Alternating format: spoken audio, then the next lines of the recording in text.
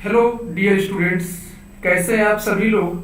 आज मैं आप लोगों के लिए बहुत ही महत्वपूर्ण टॉपिक को लेकर आया हूं, जिस टॉपिक का नाम है पलासी का युद्ध। स्टूडेंट्स, अगर आप चैनल्स पे नए हैं तो चैनल्स को जरूर सब्सक्राइब करें, क्योंकि इस चैनल से आपको कई क्षेत्रों का एग्जामिनेशंस का, पीटी का एग्जाम हो या मेंस का आप एग्जाम अगर स्टेट पीसीएस या फिर यूपीएससी देते हो तो वहां आपको काफी लाभ पहुंचेगा। आइए हम बात करते हैं आज पलासी का युद्ध का।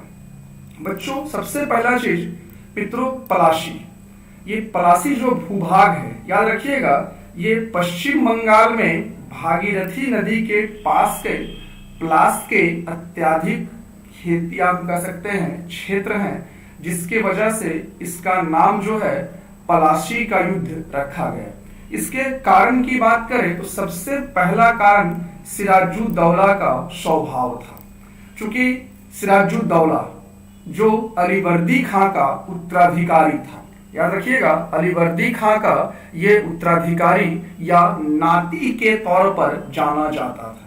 ये इंसान जो है वो पूरी तरीके से एक कड़क मिजाज व्यक्ति था और अंग्रेजों को तो वो बिल्कुल बंगाल में देखना नहीं चाहता था। लेकिन अलीवर्दी खां ने अंग्रेजों को या और यूरोपियों के लिए, हम जानते हैं, मधुमक्खी कहकर उनकी तुलना की थी, वो सबको लेकर चलते थे।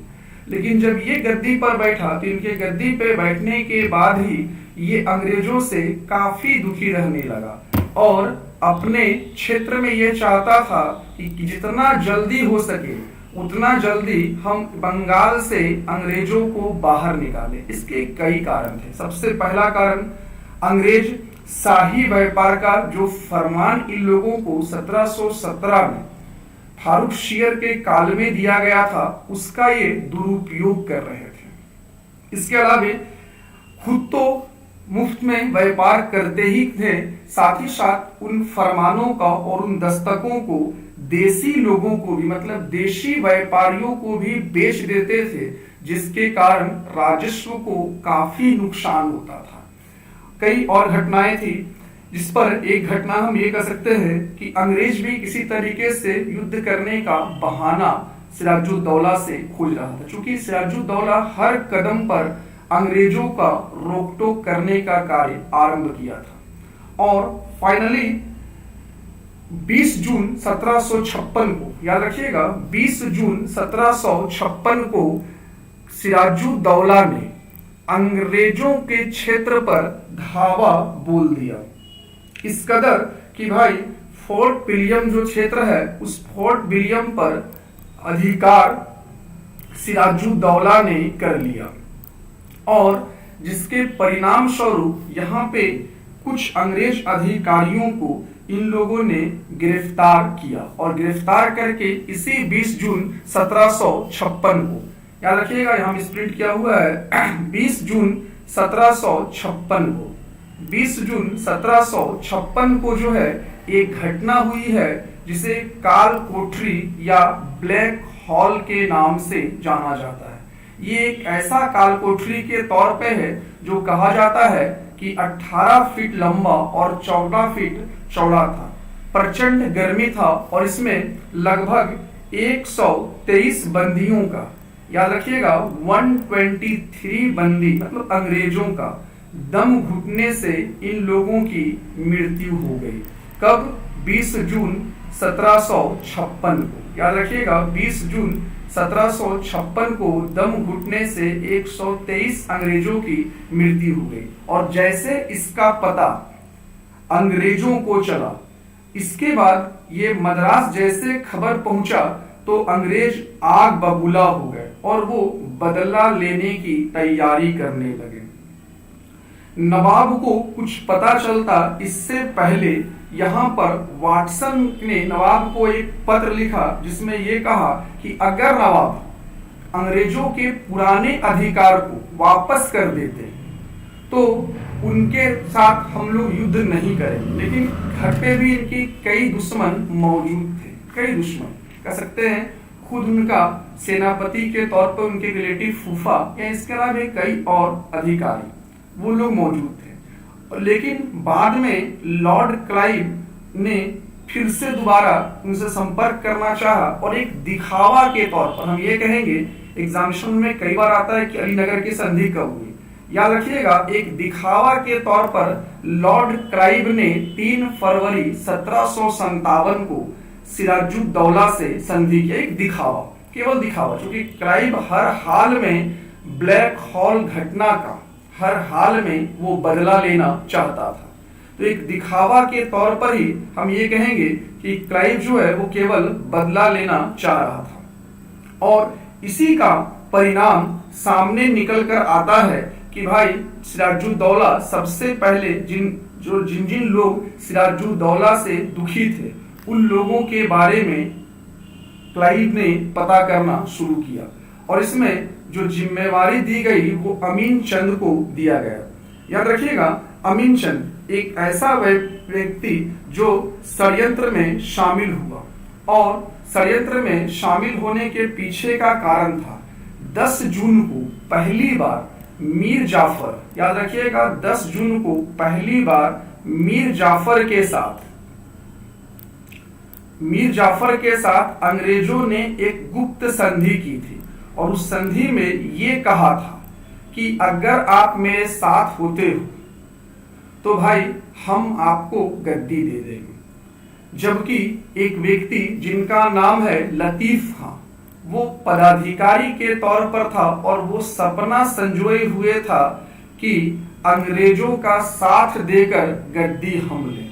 इन तमाम बिचौलियों को एक करने का जो काम है वो अमीन चंद नामक व्यापारी ने करना शुरू किया, क्योंकि उनको ये कहा गया था कि खजाना जो भी बंगाल का है उसमें से आपको 30 लाख रुपया हम दे देंगे और खजाने का 5% आपको हम देंगे। और इस पर शक्तियां शामिल थी। एक व्यक्ति राय दुर्लभ जो सिराजुद्दौला का कोषाध्यक्ष था, दूसरा मीर जाफर जो सिराजुद्दौला का सेनापति भी था और याद रखिएगा फूफा भी था, सेनापति भी था और फूफा भी थे। तो ये व्यक्ति हो गए। अगला जो है वो जगत सेठ जो सबसे संपन्न बैंकर के तौर पर था, लतीफ खां जो सपना सजोए हुए था कि भाई हर हाल में मुझे ही बंगाल का नवाब बनना है और ये उद्देश्य इनके द्वारा रखा गया। और फाइनली इन तमाम संधियों पर 5 जून 1757 को एक संधि की गई और जिस संधि में याद रखिएगा क्लाइव ने अपनी चालाकी का परिचय दिया और संधि के लिए 2 पत्र तैयार किया, जिस 2 पत्र में एक पत्र जो था वो सफेद था और एक पत्र जो था वो लाल था। एक पत्र जो था वो सफेद था और एक पत्र जो था वो लाल था। इन दोनों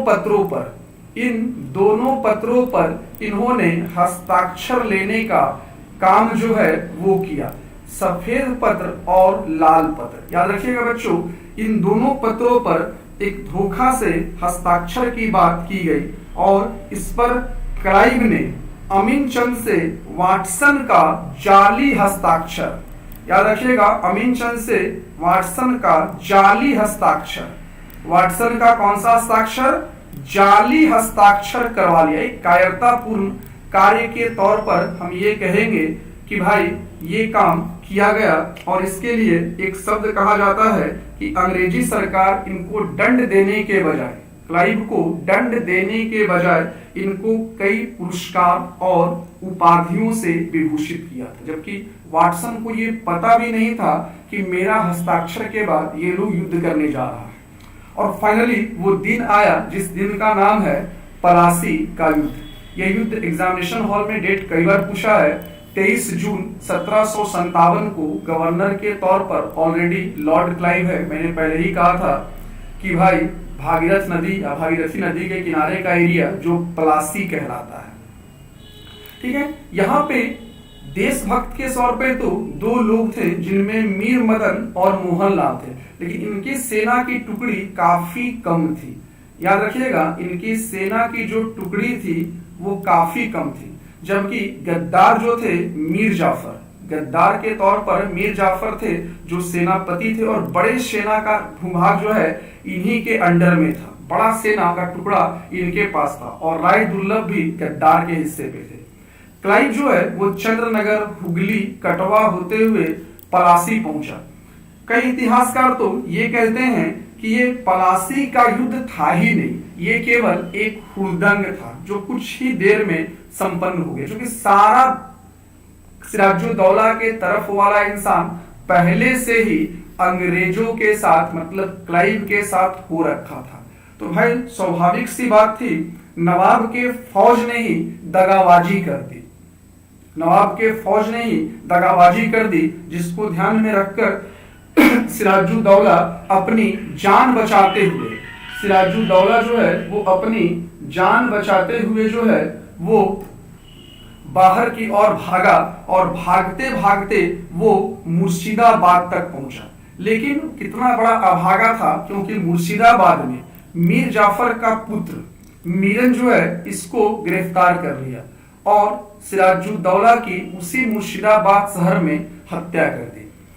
हम बात करते हैं इसके बाद इसके कई परिणाम भी निकले हैं। मेंस की बात करेंगे तो कुछ टॉपिक्स हैं इसके कि पलाशी के युद्ध के परिणाम याद रखिएगा। राजनीतिक परिणाम, मैं राजनीतिक परिणाम में ये कहूंगा कि बंगाल की गद्दी तो मीर जाफर को दे दी गई, जो एक क्रांतिकारी व्यवस्था के तौर पे, चूंकि बंगाल जाना गया पलासी, इसलिए हम ये कहते हैं कि बंगाल की पहली क्रांतिकारी जो है वो पलाशी ही था। पलाशी का युद्ध मुगल सम्राट को भी की दुर्बलता को भी स्पष्ट कर रहा था, क्योंकि कोई एक्शन और कोई रिएक्शन मुगल सम्राटों ने नहीं दिया। हम ये कह सकते हैं कि इस पर निसंदेह अंग्रेजों का पलासी का विजय जो रहा वो भारत के लिए एक मार्ग के तौर पर बनकर आया। और फाइनली बक्सर का युद्ध के बाद तो कंप्लीट हम ये कहेंगे कि बंगाल जैसा भूभाग, यूपी जैसा भूभाग अंग्रेजों के कब्जे में चला गया। इस पर हम लोग बक्सर का वीडियो बनाएंगे। चैनल्स पे लगातार बने रहें, चैनल्स को जरूर सब्सक्राइब और शेयर करें।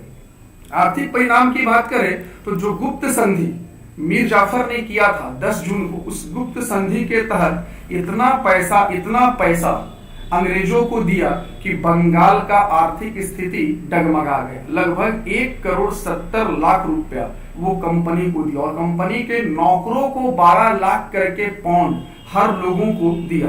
कंपनी के द्वारा 24 परगना की जमींदारी दे दी गई। कर्नाटक का तीसरा युद्ध जो हुआ वो पूरा का पूरा बंगाल के धन संपत्ति, मतलब खूब बंगाल का संपत्ति को नष्ट किया गया। आर्थिक परिणाम भी काफी बेहतर नहीं रहा। नैतिक परिणाम की बात करें तो नैतिकता तो देखी ही नहीं, क्योंकि जो साथी थे वही बात दुश्मन बन गए। अगर मीर जाफर और उनके साथियों की बात की जाए तो एक महान विश्वासघात सिराजुद्दौला के साथ किया। मैं ये कह सकता हूँ सिराजुद्दौला भी ना देशभक्त था, ना ही कह सकते हैं कि कोई बहुत बड़ा तोप था, लेकिन फिर भी इन लोगों का स्वार्थ जो है वो दिख रहा था। नैतिकता परिणाम के तौर पर ये कहेंगे कि भाई बंगाल लूट और अपार धन पाकर अंग्रेज और लोभी होते गए और नवाब और कंपनी दोनों जो हैं वो जनता को लूटना शुरू किया। क्योंकि कहां से पैसा आएगा? आखिर नवाब को पैसा बंगाल में कंपनी को पैसा चाहिए, तो नवाब कितना दिन दे पाएगा? तो वो क्या करना शुरू किया, जनता को लूटना शुरू किया गया। हम ये कह सकते हैं बंगाल के लोग आर्थिक शोषण से परेशान हो गए। इनके महत्व की बात करते हैं, पलासी का युद्ध का महत्व। तो इस युद्ध में नवाब के साथियों का ने विश्वासघात किया, मीर मदन को वीर गति प्राप्त हुई। विश्वासघातियों का इस युद्ध में बोलबाला रहा और बंगाल अंग्रेजों के अधीन हो गया, जो कभी स्वतंत्र नहीं हो पाया। मित्रों, क्लास कैसा लगा आप जरूर कमेंट करें और मैं अगले क्लास में आप लोगों को बक्सर का युद्ध लाकर दूंगा। पूरी तरीके से बक्सर के युद्ध पे हम चर्चा करेंगे। जय हिंद, जय भारत।